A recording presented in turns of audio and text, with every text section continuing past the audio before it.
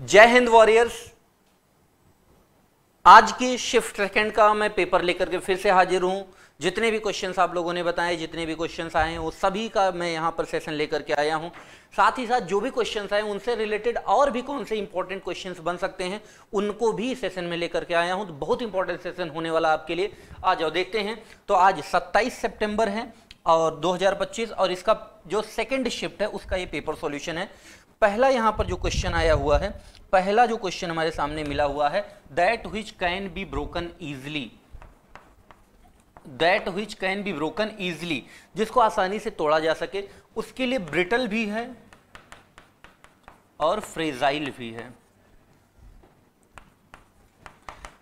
अब इसमें से कौन सा लिखा हुआ था ऑप्शन में, ये बच्चे ने नहीं बता रखा है, बट यहां पर इन दोनों का सबसे ज्यादा जब भी क्वेश्चन आता है तो यहीं से क्वेश्चन आता है। अगला देखो क्वेश्चन, अगला जो हमारा क्वेश्चन है वर्ड फॉर्मेशन से रिलेटेड है।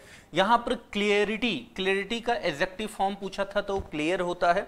और देखो इसमें ऐसे क्लियरिटी का क्लियर, ब्यूटीफुल, ब्यूटी का ब्यूटीफुल, डेंजर का डेंजरस, कंफर्ट का कंफर्टेबल, हेल्प का हेल्पफुल, यूज का यूजफुल, होप का होपफुल, पावर का पावरफुल, केयर का केयरफुल और फियर का फियरफुल। ये वो इंपॉर्टेंट वर्ड्स हैं जिनका कल के शिफ्ट में पूछा जाने की पूरी संभावना है। आगे हम बढ़ते हैं। ये जो क्वेश्चन है हमारा बेटा, ये किससे आया है? नरेशन से आया हुआ है। कहां से आया? नरेशन से।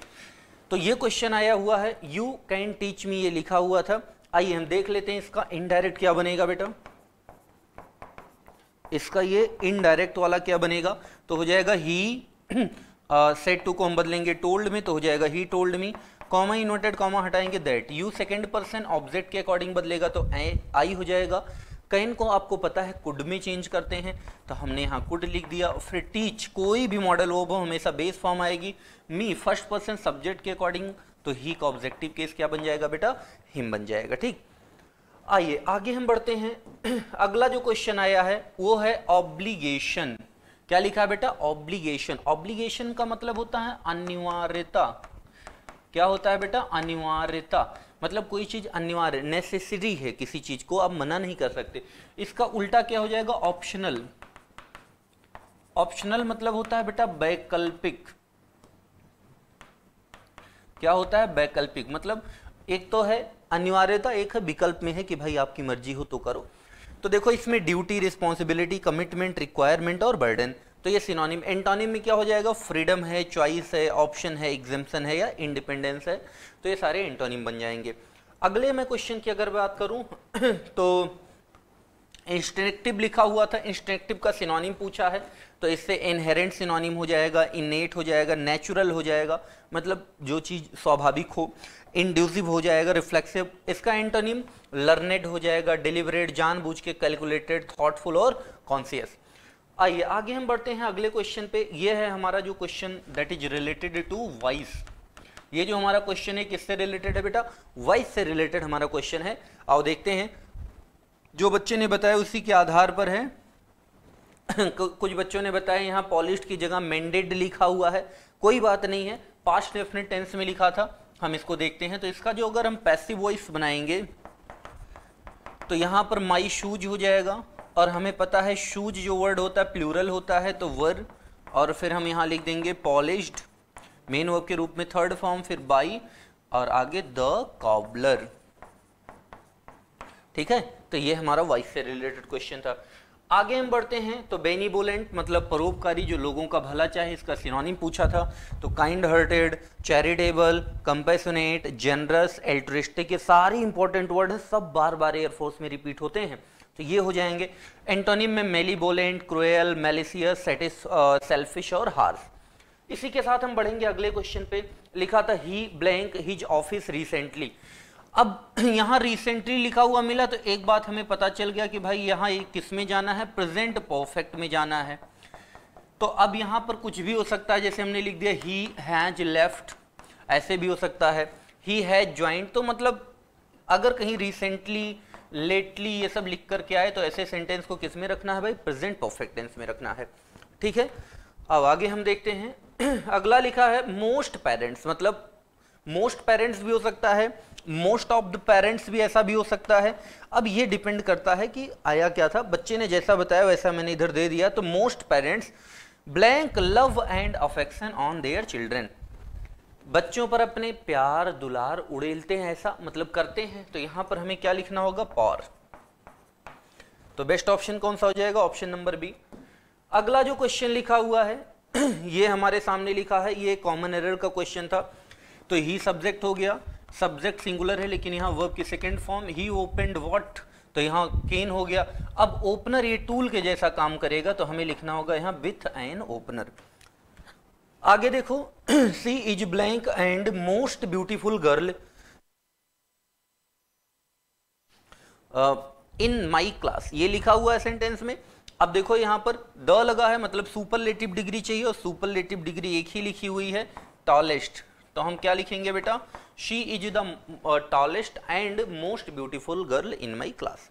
आगे हम बढ़ेंगे, इसी के साथ में हम बढ़ेंगे, एक पैसेज आया हुआ था जो पंडित जवाहरलाल नेहरू जी पे बेस्ड था। तो ये हमारे सामने पैसेज लिखा हुआ है, यहीं पर आप लोग वीडियो को पॉज कीजिए और एक बार पैसेज को आप लोग पढ़िए। यहीं पर आप सभी बच्चे अभी के अभी वीडियो पॉज कीजिए, पढ़िए। आपके पास में 1 मिनट का टाइम है, सभी बच्चे पढ़ो, फटाफट पूरा पैसेज पढ़ो बेटा।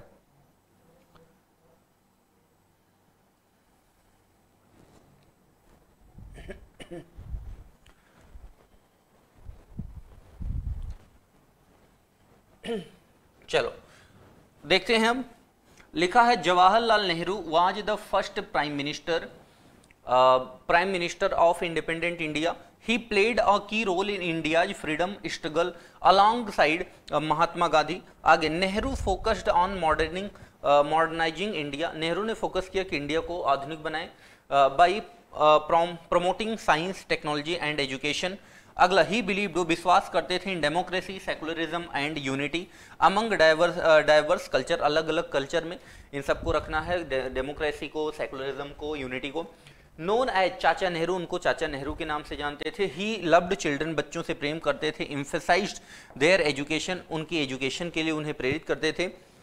नेहरूज विजन हेल्प्ड ले the foundation for India's development, मतलब उनका जो विजन था उसने भारत के डेवलपमेंट की, विकास की नींव रखी।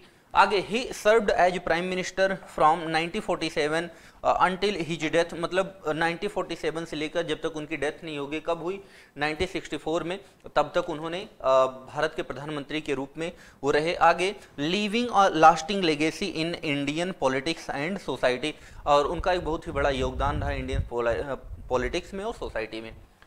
आइए देखिए क्वेश्चन क्या आया है। लिखा है हु वाज जवाहरलाल नेहरू, तो लिखा है a freedom fighter, first prime minister of India. तो फ्रीडम फाइटर की बात नहीं किया है, first prime minister of India की बात किया है, ठीक है, साइंटिस्ट टीचर नहीं थे। आगे देखो, which leader did the Nehru work with in the freedom struggle, तो कौन सा लीडर था जो नेहरू जी के साथ में फ्रीडम स्ट्रगल में थे। सुभाष चंद्र बोस की बात नहीं किया, भगत सिंह जी की बात नहीं किया, महात्मा गांधी जी की बात किया है। देखो, हमें उन्हीं को आंसर देना है जिनकी बात पैसेज में हुई है। पैसेज में केवल महात्मा गांधी जी की बात हुई तो हम महात्मा गांधी जी से रिलेटेड ही बताएंगे। अगला देखो, व्हाट वाज नेहरूज निकनेम, चाचा नेहरू कहते थे। देखो ऑप्शन में कहाँ लिखा है, ऑप्शन नंबर बी में। What did Nehru emphasise for India's progress, तो वो इंडिया के प्रोग्रेस के लिए तो उन्होंने किस बात पे जोर दिया, मिलिट्री स्ट्रेंथ की बात ही नहीं किया पैसेज में, रिलीजियस यूनिटी की बात ही नहीं किया, फॉरेन रिलेशन की बात नहीं किया। बेस्ट ऑप्शन कौन सा बन जाएगा बेटा, option number B is the right option. तो उम्मीद करता हूँ ये सेशन आपको अच्छा लगा होगा, जानकारी आपको अच्छी लगी होगी, और इसके अलावा और भी कोई क्वेश्चन इस सेट में आया रहा हो, आपको लग रहा हो कि नहीं सर ये क्वेश्चन ये इस टाइप से आया हुआ, तो कमेंट बॉक्स में जरूर कमेंट करके बताइए। आपका जो सुझाव है उसका वेलकम है। जय हिंद सभी को।